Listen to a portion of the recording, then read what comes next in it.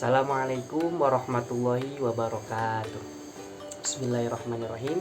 Pada kesempatan kali ini kami di sini akan membahas tentang materi alih kode dari bahasa yang pertama atau yang disebut bahasa ibu ke bahasa yang kedua. Nah, apa sih itu alih kode? Apa sih pengertian dari alih kode? Nah, pengertiannya itu adalah alih kode adalah penggantian kode yang berupa bahasa atau ragam bahasa dari satu bahasa ke bahasa yang lain. Nah, penggantian di sini dimaksudkan adalah untuk menyesuaikan situasi, yang mana seseorang jika ingin menyesuaikan situasi dimanapun diharuskan menggunakan alih kode. Nah, di negara kita ini, negara Indonesia, sangat sulit gitu ya apabila seseorang hanya memiliki bahasa yang satu saja, mutlak satu bahasa. Itu sangat sulit dikarenakan negara kita ini situasinya adalah multilingual, yaitu memiliki bahasa yang sangat beragam.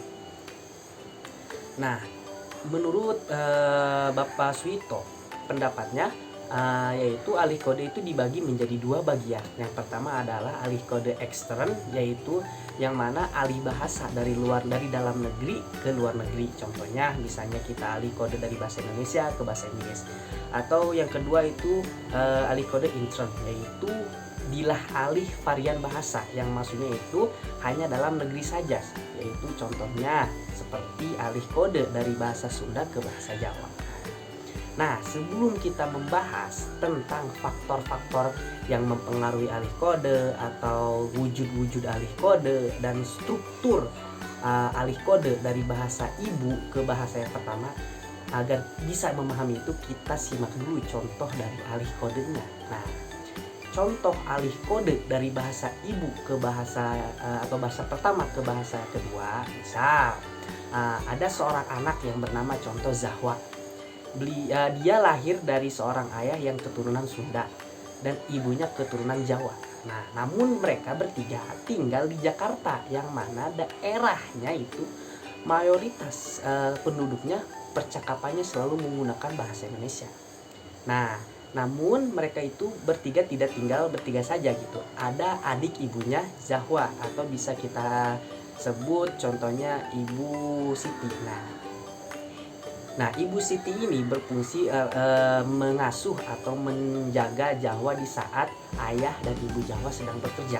Karena ayah Jawa itu bekerja sebagai nakoda, contohnya ya, ibunya Jawa bekerja sebagai guru. Nah, maka setiap hari sebelum ibu Jawa pulang, Jawa itu selalu dijaga atau diasuh oleh adiknya ibu Jawa, yaitu Siti. Nah, adiknya ibu Jawa ini bahasanya sangat Jawa sekali, kurang mahir menggunakan bahasa Sunda, sehingga saat menjaga Jawa seringkali menggunakan bahasa-bahasa Jawa.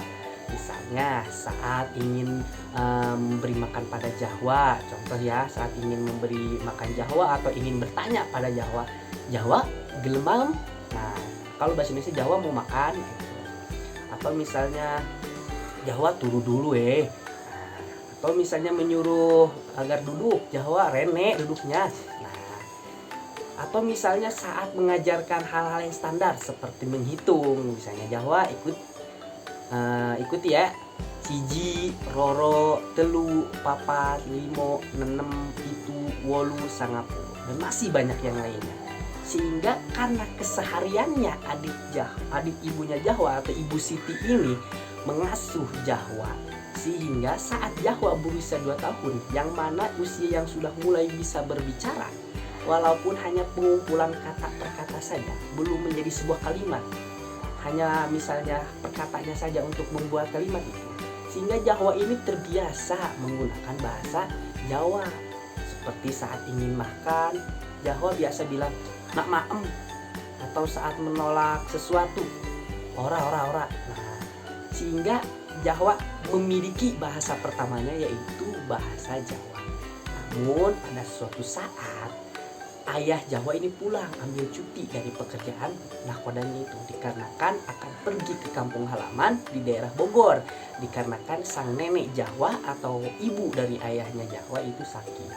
Nah, Mereka menginap di daerah Bogor selama hampir 3 minggu. Nah, di sana pasti keadaan lingkungannya rata-rata berbicara bahasa Sunda. Mulai dari bibinya Jawa, atau keponakannya Jawa, atau misalnya paman-pamannya Jawa, itu selalu Sunda. Sehingga saat misalnya ingin bermain dengan Jawa, atau saat bercanda dengan Jawa, selalu pakai bahasa Sunda. Misalnya, palai teneng. Nah, saat menawarkan sesuatu, atau saat misalnya bertanya sesuatu, neng menigeli sahana mina. Nah, atau saat Jawa bermain dengan keponakannya atau saudara-saudaranya yang seumuran, Jawa hayu ih, Jawa kadi hayu. Nah, sehingga mungkin pada minggu pertama Jawa ini masih menjawab atau bertanya dengan bahasa Jawa, tapi saat minggu kedua Jawa sudah mulai merangsang atau sudah mulai mengingat bahasa-bahasa Sunda, sehingga terjadilah alih kode, bahkan terjadi pencampuran bahasa dari Jawa. Misal saat Jawa ingin meminta makan kepada ibunya, mah hoyong maem, yong maem. Itu hoyong itu adalah bahasa Sunda, tapi maemnya bahasa Jawa, sehingga di sini terjadilah Jawa sudah mulai memiliki bahasa kedua, yaitu bahasa Sunda. Atau yang lainnya, misal saat coba Jawa ngitung nih, hiji, loro, tilu. Nah, di sini Jawa sudah mulai mencampur lagi dari segi kalimat numeral, yaitu kalimat bilangan, yaitu kalimat tilu adalah kalimat bahasa Sunda, tapi kalimat siji, roronya adalah kalimat bahasa Jawa. Atau saat bertanya, menunjuk atau seperti menanyakan kalimat keterangan gitu. Mah eta opo, mah tak opo. Nah, eta di situ menunjukkan bahasa Sunda, tapi oponya adalah bahasa Jawa. Sehingga lama-kelamaan Jawa sering mencampurkan bahasa Jawa dan Sunda. Oleh karena itu, kebawahnya kita akan membahas tentang faktor-faktor dan struktur dan wujud dari alih kode tersebut. Selanjutnya akan disampaikan oleh kawan saya, yaitu saudari Yayu. Baik, terima kasih. Jadi selanjutnya itu ada faktor-faktor yang menyebabkan alih kode bahasa juga bahasa yang kedua. Nah, jadi di sini itu ada 3 faktor. Yang pertama itu seperti yang bisa kalian lihat itu ada faktor lingkungan. Nah, pada faktor yang pertama ini tentunya lingkungan itu sangat mempengaruhi perolehan bahasa dan juga intensitas bahasa yang diserap oleh anak. Nah, lalu yang kedua itu ada faktor topik. Topik pembicaraan atau topik pembahasan yang sering dilakukan oleh anak itu ialah lebih ke tentang makanan ataupun mainan. Nah, lalu yang terakhir, faktor yang terakhir ini adalah keterbatasan kosakata. Dikarenakan seorang anak itu masih minim kan pengetahuannya, jadi mereka itu akan mengucapkan apa yang mereka dengar saja dalam pemerolehan bahasanya itu. Lalu selanjutnya itu ada wujud alih kode. Wujud alih kode dalam pemerolehan bahasa anak itu biasanya mencakup 3 hal. Yang pertama itu ada kata verbal atau bisa disebut kata kerja. Contohnya itu seperti yang bisa kalian lihat kan di papan tulis itu ada kata mah hoyong maem. Artinya itu mah sama hoyong maem itu artinya pengen makan. Lalu yang kedua itu kata numeral atau bisa disebut kata bilangan. Contohnya itu ada hoyong sama siji. Hoyong itu bahasa Sunda yang artinya itu mau. Lalu yang siji itu bahasa Jawa yang artinya satu. Lalu yang terakhir itu ada kata adverbial atau bisa disebut kata keterangan. Biasanya kata keterangan itu menunjukkan tempat atau waktu. Lalu yang terakhir ada struktur alih kode. Nah, jadi di sini tuh ada 2 struktur. Yang pertama itu struktur kalimat pernyataan. Nah, struktur kalimat pernyataan ini adalah kalimat yang sudah dapat ditentukan kebenarannya. Jadi kita bisa tahu mana yang benar, mana yang salah. Contohnya ini kata mah hoyong maem.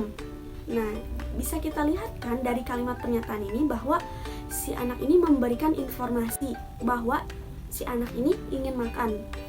Lalu yang kedua ini ada struktur kalimat pertanyaan. Struktur kalimat pertanyaan ini adalah suatu jenis kalimat yang dimaksudkan mendapatkan tanggapan. Contohnya ini adalah ayah, eta opo. Nah, bisa kita lihat kan bahwa si anak ini ingin mendapatkan jawaban tentang informasi hal yang ia tunjuk itu.